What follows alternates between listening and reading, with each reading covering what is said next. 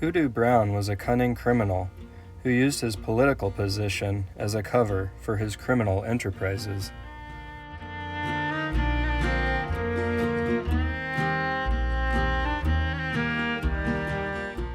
Hyman Neill was born in Missouri, the son of a lawyer and Union soldier. When he was a young boy, Hyman's mother died, and after the Civil War, the family moved to Warrensburg, Missouri.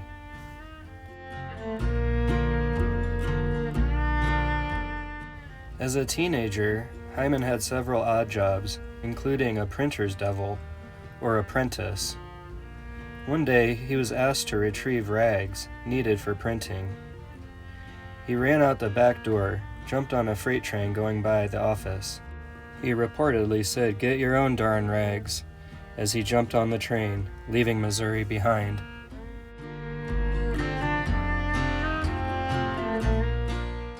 He was hunting buffalo and hauling lumber in 1872. At that time, he was known to be a small-time gambler and con man. He eventually ended up in Colorado, working in several silver mines with a friend. Hoodoo and his friend ended up in Mexico to form an opera company.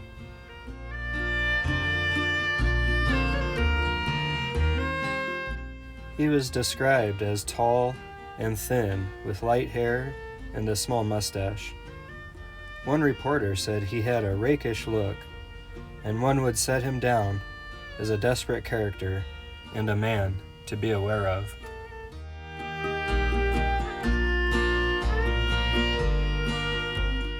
After this, Hoodoo finally arrived in Las Vegas, New Mexico, where he found it was developing a reputation as a lawless place, filled with outlaws, conmen, murderers, and thieves. The Atchison, Topeka, and Santa Fe Railroad had recently reached Las Vegas around April 4th, 1879, and it was then that the Newtown section was organized.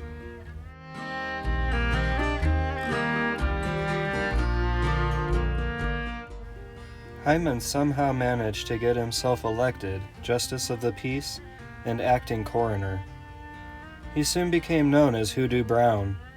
It was a name given to him by a saloon girl who considered him bad luck.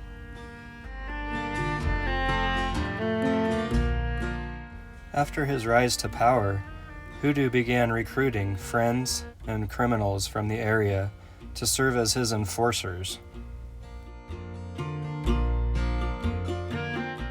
Unfortunately for the town, the force he formed was as lawless as the criminals they were supposed to be policing. Called the Dodge City Gang, the force included J.J. Webb as the town marshal, Mysterious Dave Mather, Joe Carson, Dutchie Schumberger, and Dave Rudabaugh.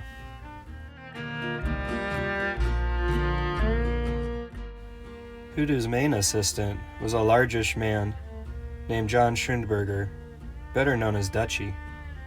Tales of Dutchie's prowess with his fists were many, and besides his loyalty to Hoodoo, he would sweep out the office each morning.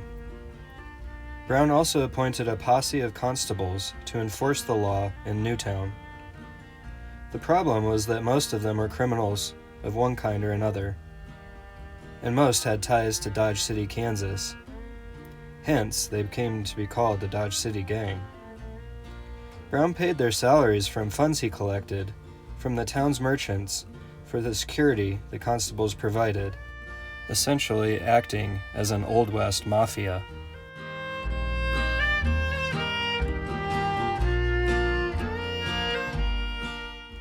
There's no question that East Las Vegas was indeed a violent place.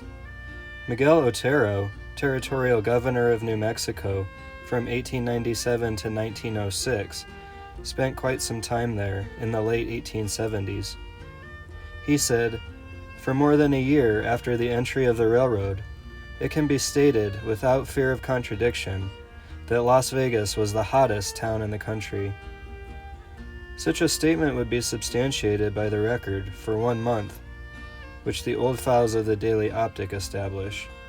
They show that 29 men were killed in and around Las Vegas, either murdered outright or shot in self-defense, or hung by the well-regulated Vigilance Committee.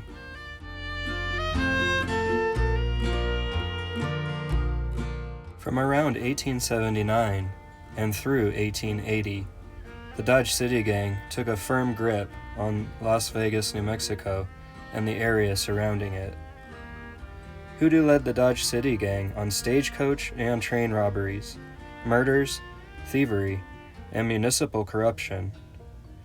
Hoodoo's position as coroner enabled him to install the gang as the coroner's jury, which they used to determine whether or not killings were in self-defense.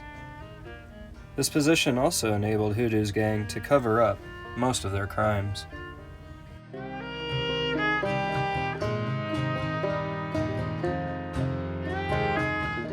Hoodoo's deceptions were working out pretty well. That is, until Michael Kellier came to town. Kellier arrived in the Las Vegas area at the end of February 1880. He was a freighter and had served as a Chicago policeman. He was carrying on him $2,000 in cash, which he intended to purchase cattle for his brother's ranch in the Dakotas. He meant to deposit the money in a bank, but hadn't gotten around to it before he and a traveling companion named Bill Brickley went on a drinking spree the evening of March 1st.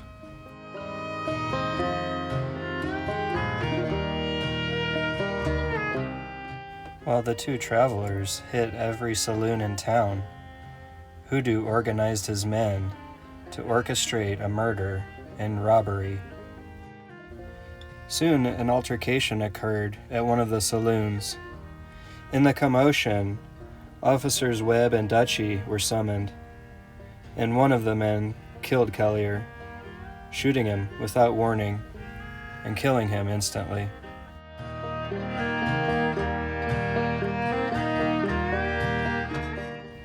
Hoodoo quickly convened a coroner's jury that ruled the deceased came to his death from a pistol in the hand of J.J. Webb, being an officer in the discharge of his duty, and the killing was justifiable and necessary under the circumstances.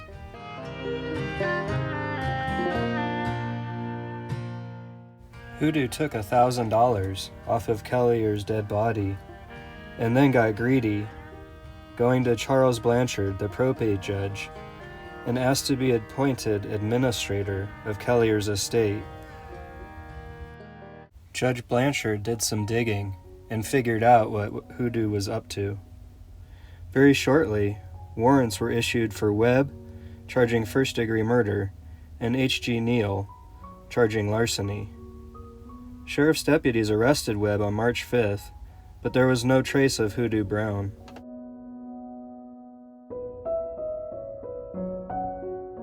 By the summer of 1880, the citizens of Las Vegas, New Mexico had had enough and were fed up with Hoodoo's corruption and organized a team of vigilantes to overthrow the mayor. Hoodoo was not killed, but instead driven from the state. The criminal rule of the Dodge City Gang was at an end. It's possible that Hoodoo was having an affair with the wife of one of the men that he had killed in Las Vegas. It's been reported that the wife followed him and found him in the town of Parsons. She found he had been arrested and visited him in prison. The Parsons Sun newspaper reported that the meeting between the pair is said to have been affecting in the extreme, and rather more affectionate than would be expected under the circumstances.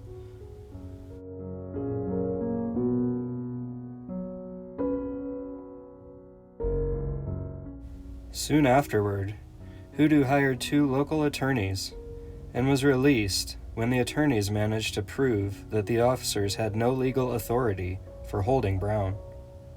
Neither he nor the widow were ever seen again.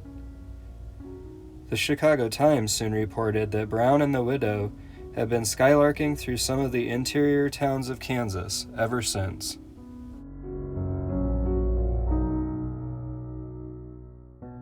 Reports from a descendant of Hyman Neill indicate that Hoodoo died in Torreon, Coahuila, in Mexico, where he left a common-law wife and a son. 2 of Hoodoo's brothers brought back his remains to Missouri. His son was also brought there and was raised. Hoodoo Brown was buried at his family plot in Lexington. Thank you so much for watching today. Be sure to check out my playlists for more cool videos and hit that subscribe button so you don't miss the next episode. Have a great day.